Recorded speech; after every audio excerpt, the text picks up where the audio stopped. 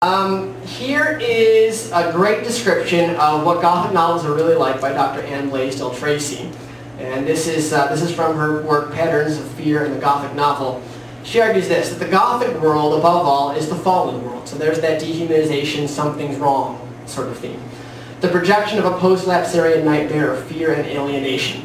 Novels with Gothic overtones might best be identified not as those which contain some superficial trapping like a ruined monastery or rumor of a ghost, but as those which contain imagery or action pertinent to the Gothic fallen world. For example, wandering, delusions, and temptation.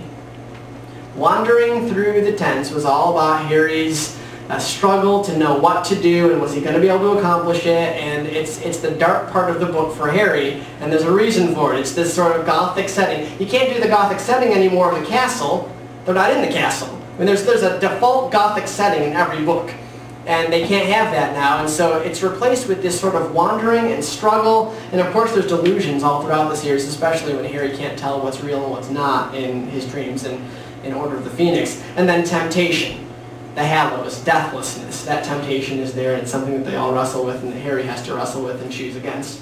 And so there was a reason for the tents, and now you know what it is. Think Wuthering Heights when you think about the tents.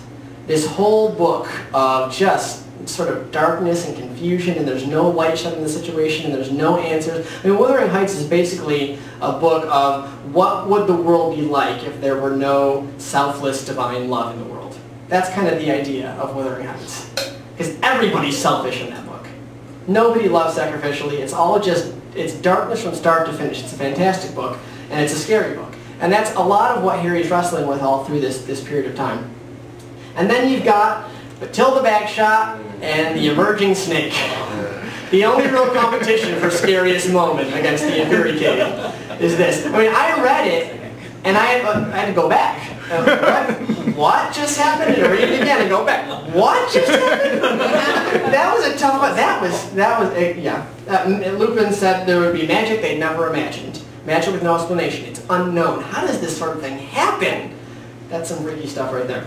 And so then you've got this really, there were a lot of weird things. Deathly Hallows is my favorite book, so let me qualify it that it's my favorite of the series. Before that it was Order of the Phoenix, just so you know how weird I am.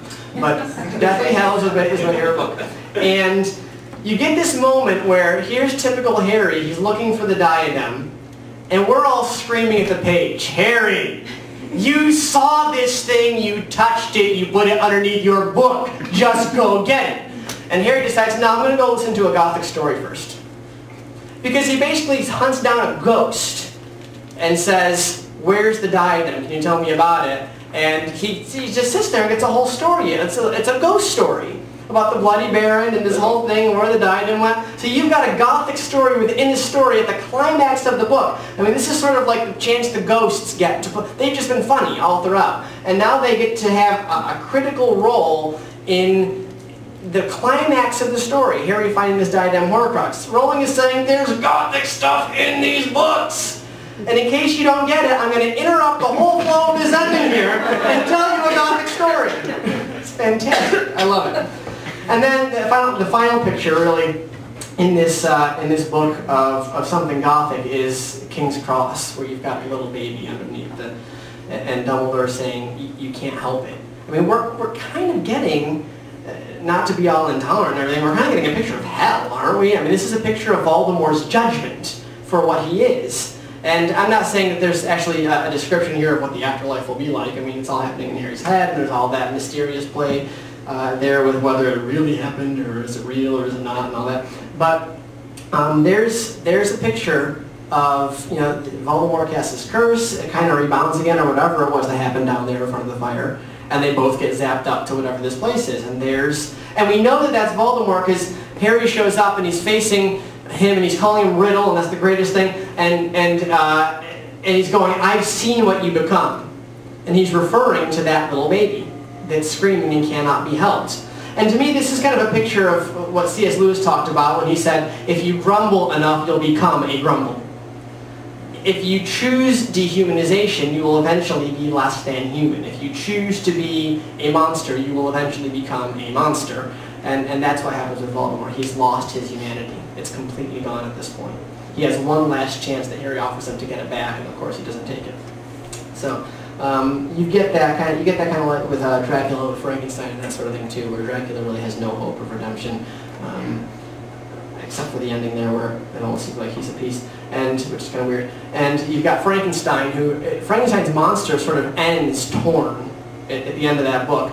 If you've only watched the movies, go read the book. I mean, I read this book with, we were assigned these books in high school, and I was reading, and we had to write, it was the dumbest assignment, we had to write letters back and forth to our partner about the book. And I was with somebody who I didn't really get along with, and it was all kind of annoying, we were writing letters, and he writes to me saying, "This is really dumb, Frankenstein's monster is talking." This was where it came from, the movies changed it. Frankenstein's monster does talk, and it was all kind of frustrating. Go back and read the book, it's fantastic. Forget the movies. So, let's do let's conclude this here, and then, what time are we at? 8. 5 to 8-ish, okay. How am I going to work this out?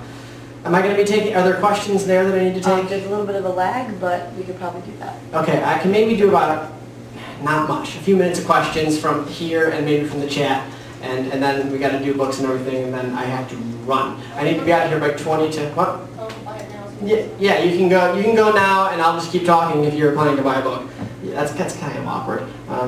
You're all just sitting there like, I don't want to buy a book, but I'm going to be afraid of it. Let's just wrap this up with Rowling's recipe for conquering fear, and I'll wrap this up and I'll do a few questions. Number 1, naming your fear.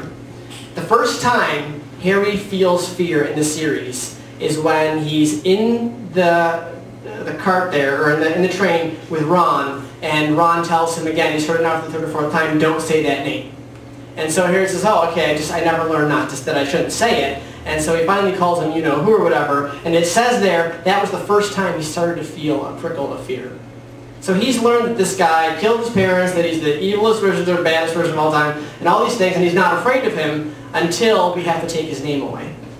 And Voldemort's so convinced that this is important that he puts the taboo on the name in Deathly Hallows. And so, and then of course you've got that fantastic ending where he's calling him Riddle. I was sitting there cheering. That was the greatest thing. Number 2, laughter. Ridiculous, right? So you laugh in the face of your fears. You learn to laugh at them. You learn to think of them as not. They lose their power just like they do when you name them, when you laugh at them. That, by the way, is what Halloween is actually initially about. It's about dressing up as scary monsters to laugh at them and to mock them. 3, remembering. So conjuring the Patronus is all about remembering happy memories, and especially in the face of a Dementor, because Dementor represents depression, and depression is the feeling like you're never going to be happy again and you'll never come out of this. And even though rationally you know different, you just can't feel any differently. And so remembering, I was once happy, I can be happy again. And then number 4, self-sacrificial love. Being willing to face pain and fear and death and all of those things rather than avoid them because of love for others. Really, the entire story of Harry Potter hangs on the responses of 2 people to fear of the unknown. What happens when you die? Harry versus Voldemort. That's the whole story in a nutshell. Questions?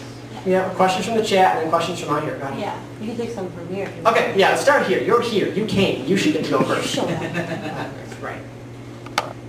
No. Questions? Any? All right. I covered the topic. Wow. Questions on here? Okay, so Dean asks, I think a theme in Gothic novels, even happy ending ones, is the good people lost along the way. Mm-hmm. Could you discuss the good guys who die in the books? Yeah, I mean, Sirius falling through the veil is a very, there's your good guy dying in a very Gothic setting, underground, it's a mystery, we don't know what's behind the veil, we hear voices, it's kind of freaky, so that's a great picture right there of a good guy dying along the way. Dumbledore, of course, has to deal with Lake and Fury and then get blasted off the tower, and so he passes through this Gothic imagery and then dies, and his hand is dead already, right? I mean, Hermione it looks as though it's died. Yes, it had. It was dead, and Snape had stoppered it right about there. And so he had this black hand. Who else? What are some other deaths? We've got Cedric Diggory dying because he's the spare.